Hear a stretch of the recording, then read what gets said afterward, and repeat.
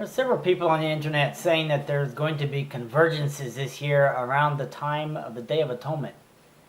And I'd like to go over some of those and also explain in this video that the Day of Atonement in 2015 is not in September but in October. What are some of the convergences they're talking about? Well, one, and the most prophetic one, the one with the most prophetic significance, is that the Pope is going to come to America and speak to both houses of Congress. Now, this is a first in the land of freedom that was raised up by people escaping Catholic persecution, to actually invite the head of the Catholic Church to come and give a talk to the leaders of the government. It's quite significant, and I don't think it's a good thing.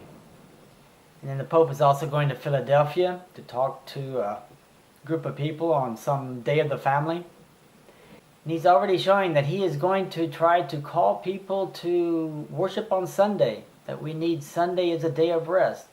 It doesn't matter, of course, that it's against the Bible totally, because God wrote with his finger in stone, the seventh day is the Sabbath of the Lord thy God. But the Catholic Church thinks that they can change that to Sunday. And of course, that's the mark of their authority. And while it's not the mark of the beast yet, it will be at the end time, because the whole world will be arranged into two camps. Either those who will follow God and keep the seventh-day Sabbath, or those who will follow Satan and keep the first day holy. And then the Pope is scheduled to go on to the United Nations and give a talk there, probably about climate change, and try to tell people that capitalism is not good. He's already made quite a few statements along those lines. And he'll probably also try to support the Millennium Goals, which basically is to end poverty, and it's a socialistic type of thing that they're trying to push there at the United Nations. Okay, what are some of the other convergences that don't deal especially with the Catholic Church at this time? Well, the Shemitah, or the 7-year cycle, when the land is supposed to rest, is supposedly going to end this year. Now, nobody knows exactly for sure when the Jubilee years are, when the Shemitah years are. It's not exact. No one knows exactly for sure. For over 20 years now, I've heard of people saying, oh, it's going to be next year. Oh, it's going to be in 2 years. It's going to be in 3 years. Nobody really knows for sure. But there is a cycle that seems to be going on the 7-year cycle, where God would have the land rest on every 7th year. And if you notice, going back at least to 1987, there have been major financial crises every 7 years. 1987, it was the stock market, the biggest crash ever in one day. 1994, the bond market basically collapsed. 2001, of course, it was the 9/11 incident, and then in 2008, there was the Lehman shock. So who knows this year what will happen? I don't know. It's an interesting and possibly correct interpretation and calculation. And then something else that's supposed to happen in September is the Large Hadron Collider, or CERN, in Switzerland, is supposed to get ramped up in September. And there are even non-Christian scientists who are saying that they are going to unleash the gates of hell. Now, I think they're going overboard on things, but it's very strange that they have a big statue of Shiva, the god of destruction, at their headquarters there. And some of the things that they say can happen, or maybe can happen, are going through dimensions, going interdimensional, or perhaps creating small black holes. In other words, doing things that have never been done before. And some people are saying, well, maybe they will unleash Apollyon and Abaddon, which is mentioned in Revelation 9. Or maybe, this is the abyss, the black hole they're going to create is the abyss. Or maybe they're going to tear the world apart, because, it says God will destroy those who destroy the world. Or maybe that they will call Satan and his angels out of the bottomless pit. I really don't believe that any machine that humans make can have that kind of power, but something may happen around that time frame. Who knows? And just as a side note, there are some people who are saying that the Large Hadron Collider, when they shunted off some excess energy in April, 11 seconds later, the Nepal earthquake occurred. I don't know if that's true or not, but who knows. Okay, another convergence is a high-level French official with John Kerry of the United States said in 2014 that we have exactly 500 days to avert climate chaos. And this is a very strange type of statement. I mean, people say, oh, we need to do something now, we need to help the environment. I mean, you have all types of climate worshippers who are basically saying we have to sacrifice humans to save the environment. But here he said that we have 500 days to avoid it. Well, those 500 days end around the end of September this year. And another kind of strange thing is Isaac Newton is said to have predicted that something is supposed to happen around 2015 in September. I don't know about this, but that's what some people are saying. And then some other people are saying that supposedly the stars are aligned as mentioned in Revelation 12 at this time of the year with the Virgo and the sun around her head, is it? And the moon on her feet and the stars around her head.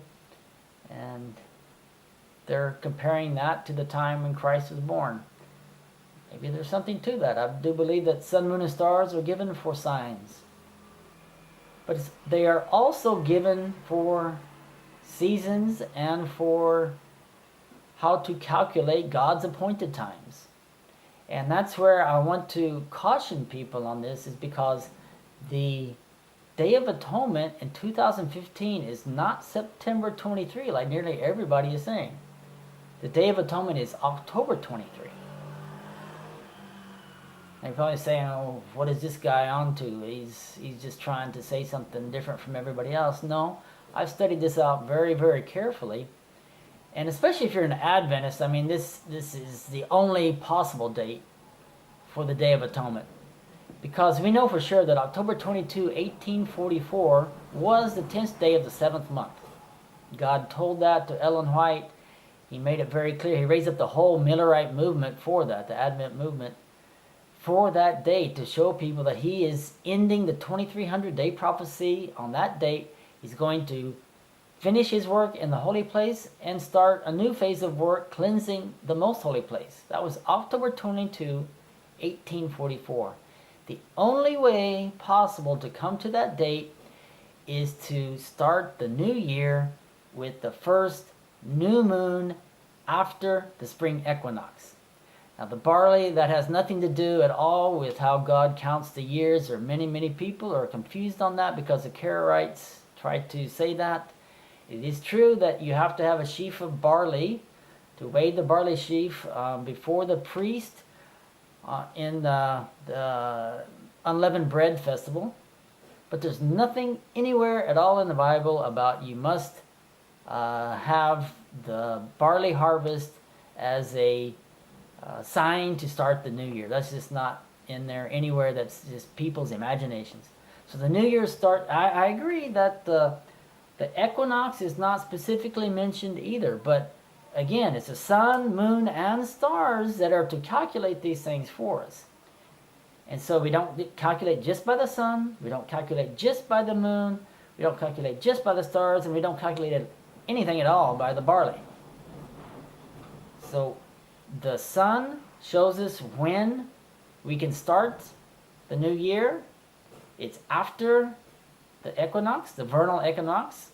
And then when the moon, and this is something I believe that the new moon is the conjunction, but there are some people who say it is the first sliver, the first observed new moon. Be that how it may, it's the new moon, the first new moon after the spring equinox. And then you go to the 7th month, and the new moon was the evening of October 11.